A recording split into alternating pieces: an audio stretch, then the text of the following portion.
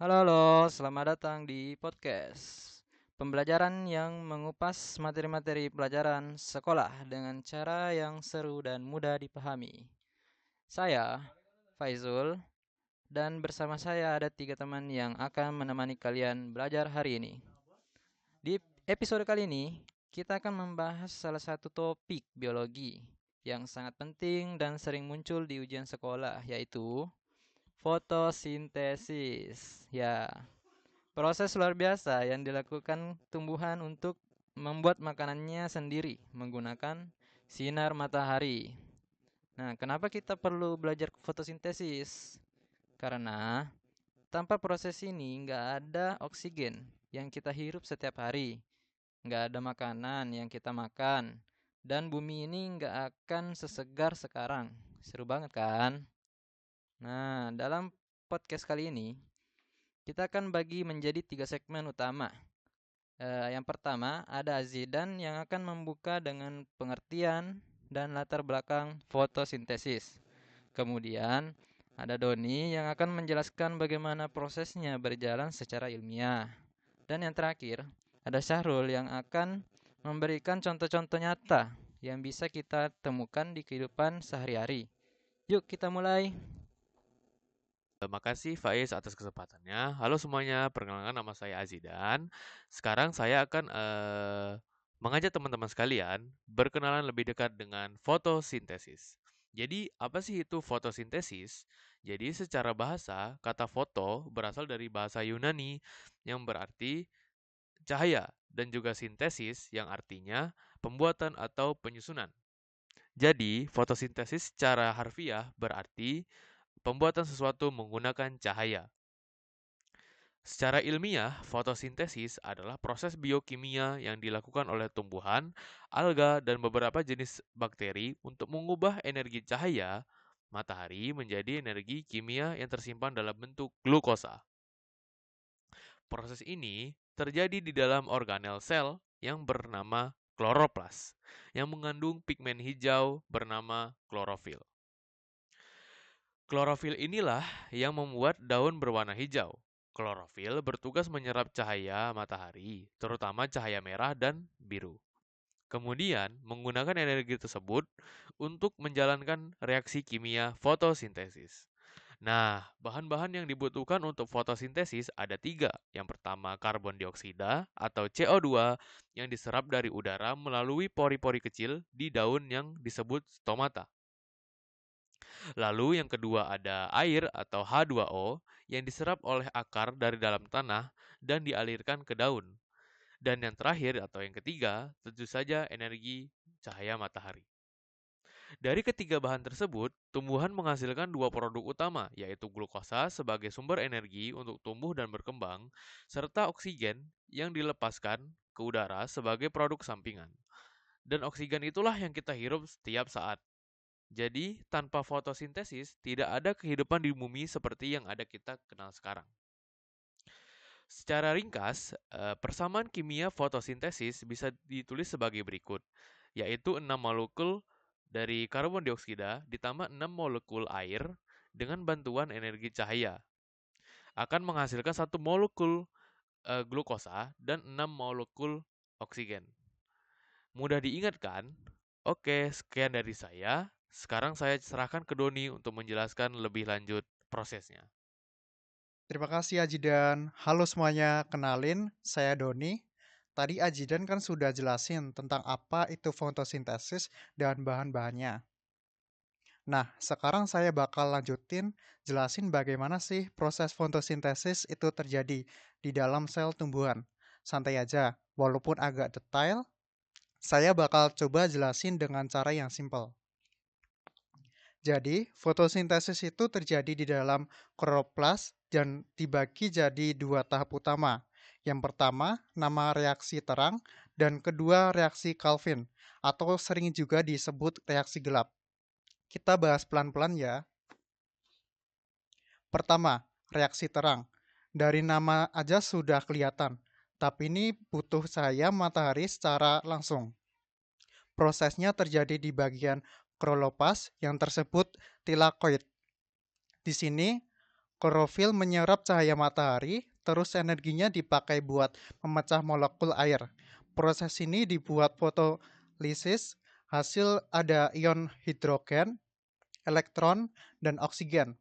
Nah, oksigen ini kan yang nanti dilepas ke udara.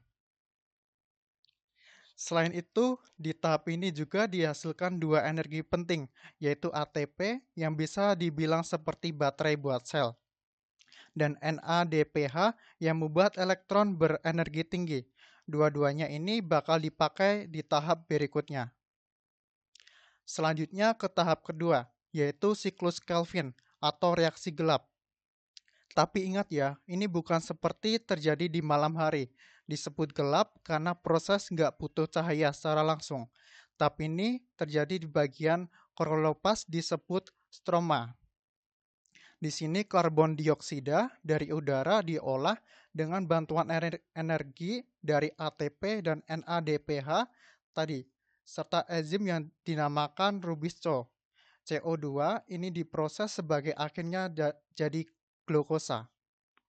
Nah, glukosa ini penting banget karena jadi sumber energi utama buat tumbuhan. Jadi kalau diringkas, reaksi terang itu tugasnya nangkep energi dari cahaya matahari dan mengubahnya jadi energi kimia. Lalu reaksi gelap, energi itu dipakai buat mengubah CO2 jadi glukosa.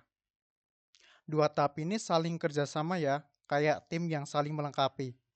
Keren banget kan? Semua proses ini terjadi di dalam sel kecil yang bahkan nggak bisa kita lihat langsung. Oke, mungkin itu dari saya tentang proses fotosintesis. Sekarang kita lanjut ke Syahrul yang bakal kasih contoh penerapan di kehidupan sehari-hari. Syahrul, waktunya dan tempat persilahkan. Oke, makasih Doni. Halo semuanya, namaku Syahrul. Setelah Azidan dan Doni jelasin teorinya, sekarang aku akan membawa kalian melihat bagaimana fotosintesis ini benar-benar ada dan berpengaruh dalam kehidupan kita sehari-hari. Contoh pertama yang paling dekat dengan kita adalah tanaman hias di rumah. Pernahkah kalian memperhatikan bahwa tanaman yang diletakkan di dekat jendela yang terkena sinar matahari tumbuh lebih subur dibandingkan yang diletakkan di sudut gelap? Itu karena tanaman yang mendapat banyak cahaya bisa melakukan fotosintesis lebih optimal, menghasilkan lebih banyak glukosa untuk tumbuh. Nah, contoh yang kedua adalah gelembung-gelembung udara pada tanaman air. Kalau kalian pernah menaruh tanaman air seperti hidrilla di dalam akuarium yang terkena cahaya, kalian akan melihat gelembung-gelembung kecil keluar dari daunnya. Nah, itu bukan sembarang gelembung. Itu adalah oksigen yang dilepaskan sebagai hasil fotosintesis. Ini salah satu cara paling mudah untuk membuktikan bahwa fotosintesis terjadi secara langsung dan benar-benar menghasilkan oksigen. Contoh ketiga adalah di bidang pertanian dan ketahanan pangan. Prinsip fotosintesis dimanfaatkan oleh para petani untuk meningkatkan hasil panen. Misalnya, dengan mengatur jarak tanam agar setiap tanaman mendapat cukup sinar matahari, atau dengan memilih varietas atau jenis tanaman yang memiliki kemampuan fotosintesis yang lebih efisien. Bahkan, pupuk yang diberikan petani pun bertujuan untuk mendukung proses fotosintesis berjalan lebih baik loh. Contoh yang keempat, mungkin kita jarang sadari, seluruh makanan yang kita makan berasal dari fotosintesis. Nasi, roti, buah, sayur, semuanya adalah produk dari tumbuhan yang membangun tubuhnya menggunakan glukosa hasil fotosintesis. Bahkan daging yang kita makan pun bisa jadi berasal dari hewan yang makan tumbuhan. Jadi, semua rantai makanan di bumi ini bermula dari fotosintesis. Dan yang terakhir, ada kaitannya dengan isu lingkungan yang sedang hangat dibicarakan, yakni perubahan iklim. Hutan-hutan tropis seperti yang ada di Kalimantan dan Sumatera sering disebut sebagai paru-paru dunia karena jutaan pohon di sana setiap harinya menyerap karbon dioksida dan melepaskan oksigen melalui fotosintesis. Itulah mengapa deforestasi atau penebangan hutan menjadi masalah besar. Berkurangnya pohon berarti berkurangnya proses fotosintesis dan CO2 di atmosfer bisa jadi semakin menumpuk. Jadi, fotosintesis bukan sekedar materi ujian biologi, tapi proses yang benar-benar menopang kehidupan di planet ini. Keren kan? Nah, selanjutnya saya kembalikan ke Faiz untuk menutup episode hari ini. Wah, luar biasa ya. Terima kasih banyak untuk Aziz dan Doni dan Syahrul yang sudah berbagi pengetahuannya yang sangat berharga ini. Nah, sebelum kita tutup, yuk kita rangkum bersama apa yang sudah kita pelajari hari ini. Nah, yang pertama itu fotosintesis adalah proses tumbuhan mengubah cahaya matahari, air, dan karbon dioksida menjadi glukosa dan oksigen. Kedua, proses ini terjadi dalam dua tahap, reaksi terang yang membutuhkan cahaya dan siklus Kelvin yang menghasilkan glukosa.